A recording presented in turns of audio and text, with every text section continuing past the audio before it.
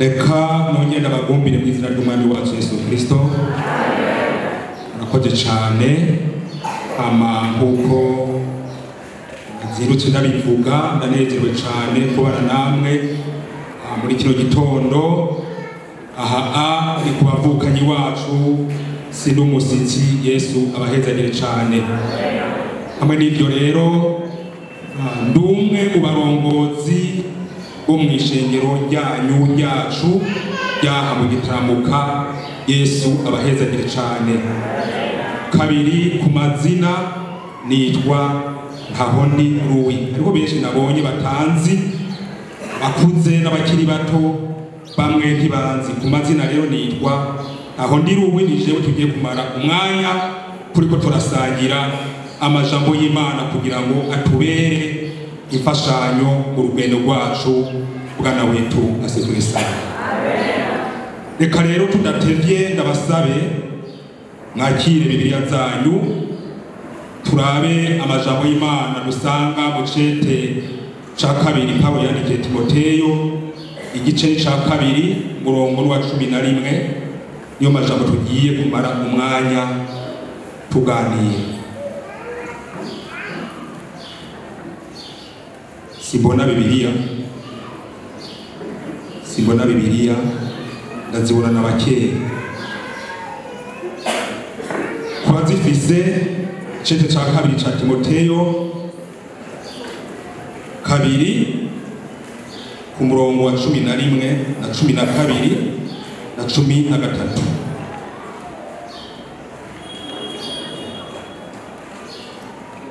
Cumi na rimwe havuga ngo iri jambo ni iryo kwizigirwa, ngo namba twarafanye nawe tuzobanaho nawe, namba twihangana tuzokwimana nawe, namba tuzomwihakana nawe azotwihakana.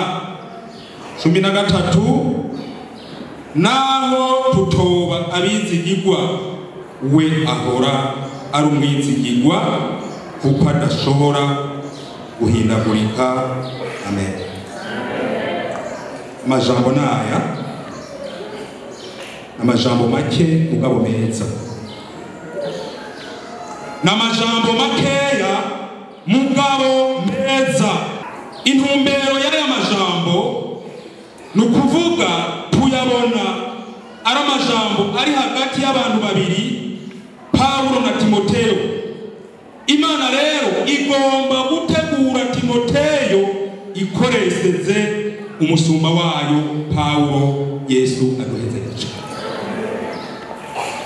N'amajambo meza cyane, kandi uyu musumba w'Imana Pawulo yarafise umunezero udasanzwe kubw'uyu muhungu wiwe, kubw'uyu mwana wiwe Timoteyo. Yaramukunda, kandi icatuma mukunda n'igiki ukwiyumvira nkiyumvira tukibaza ni iki catumye amukunda. Ikintu ca mbere catumye amukunda yari umwana yumvira, yari umwana akunda Imana, yari umwana yizera, yari umwana afise ukwizera kutagira uburyarya. Yesu aduhezagire cyane. Ico nico cyatuma Pawulo akunda Timoteyo ku rugero rwo hejuru bwana wetu asizwe sana. Yaramukunda nk'uko yikunda, yamuhoza mu kanwa ku murango no mw'ijoro. Yesu aduhezagire cyane. Aya majambo avuze ngo iri jambo ni iryo kwizigirwa, ngo namba twarafanye nawe tuzobanaho nawe, namba twihangana tuzokwimana nawe, namba tuzomwihakana nawe azotwihakana, naho tutoba abizigirwa we ahora ari umwizigirwa kuko adashobora guhindagurika. Sema amen.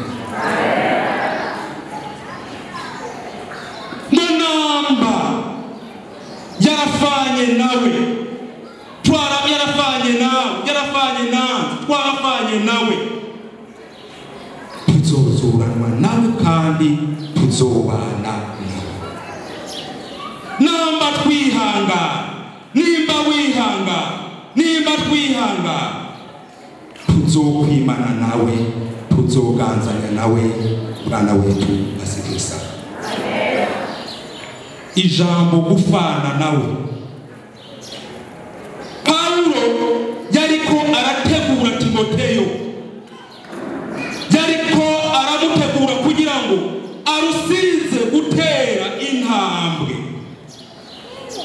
Arabirize neza nk'uri karataha ubwami kwa data. Yariko aramutegura, ariko aramwibutsa kugira ngo yibuke ko Yesu yapfuye akazuka, ariko arazira ivyaha vy'umwana w'umuntu. Yesu agufashe cyane. Arumva ngo namba twarafanye nawe, tuzozuranwa nawe. Namba twihangana, tuzokwimana nawe. Ijambo kwihangana riragora abantu benshi. Iyo bagize akantu gatoya kamukoma ngo ndarihevye, ndabivuyemo, ibi ntawo byihanganira. Ivyo wabisomye. Imibabaro Yesu yasigaze amanitswe hagati y'isi n'ijuru, ariko arazira ivyaha. Ni ngombwa nawe ugire gute uyice. Nimba utokwihanganira ikibazo uhura naco, urakamumenya umwami agufasha cyane. Ariko ngo kubihanga, wewe ufise ikibazo hagati yawe na mugenza, wewe ufise ikibazo cyanyiki cyanje kiri, icyo usabwa ukwihangana aho bukera. Uzohanagurwa amarira, uzobana nawe, uzoganzanya nawe. Yesu aguhezagire cyane. Aravuga ngo naho, aravuga ngo namba umwihaka, ndamwihaka, tumwihaka, nawe azogira gute? Azotwihaka. Mwama dufashe cyane. Nimba umwihakana, umwakanisize ibikorwa byawe bibi, ingeso zawe mbi, ukagenda zigizaye uko wigombe, hariho umunsi azokwihaka. Ubutumwa bwiza bwa Matayo 2:1, 2:2, 2:3 havuga ngo umuntu wese amvumereze mwami mwami, siwe azokwinjira mu bwami kwa Data uretse ugukora ibyo jewe ngomba. Aravuga ngo benshi kuri wa munsi bazoza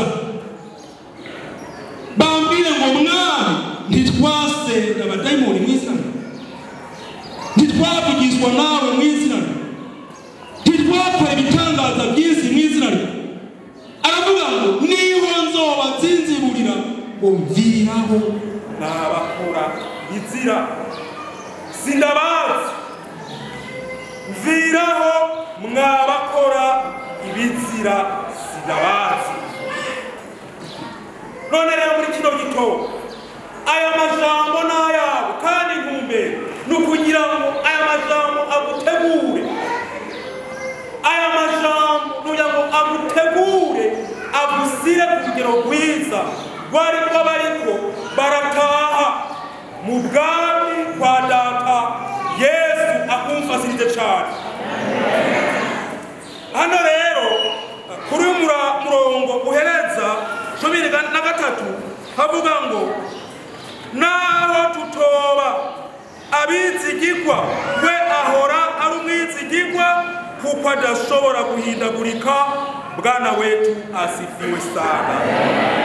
Ngo naho wewe utoba umwizigirwa, naho wogenda ukugomba, ukifata ukugomba, ukagenda ukugomba, mugabo wewe azokwambara umwizigirwa. Yesu wacu aduhezagire cyane.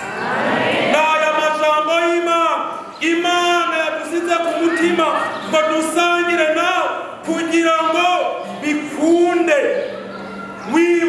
wapfanye nawe kandi uzojuranwa nawe mbere waramaze kujuranwa nawe kuko kubize ufise ubugingo budashira iwanyu ni mwijuru bwana wetu asifiwe sana.